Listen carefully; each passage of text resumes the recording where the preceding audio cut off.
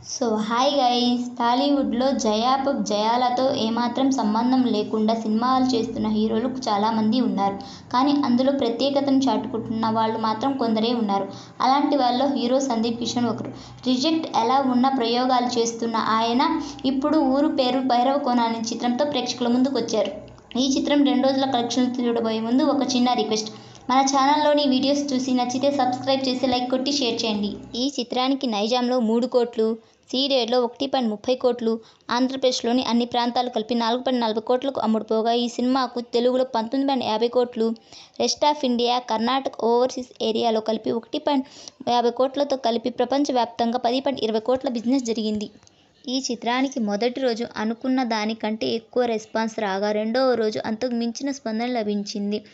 ఆంధ్రప్రదేశ్, తెలంగాణలో కలిపి 1.65 కోట్ల షేర్ను, 3.90 కోట్ల గ్రాస్ను వసూలు చేసింది.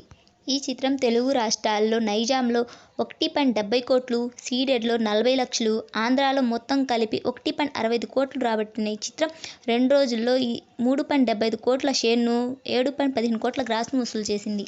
ఈ చిత్రానికి తెలుగు రాష్ట్రాల్లో 2 రోజుల్లో 3.75 కోట్లు, Karnataka plus rest of India plus ఓవర్సీస్లో కలుపుకొని 1.10 కోట్లు వసూలు చేసిన ఈ చిత్రం 2 రోజుల్లో ప్రపంచవ్యాప్తంగా 4.85 కోట్ల షేర్ను, 9.45 కోట్ల గ్రాస్ను వసూలు చేసింది.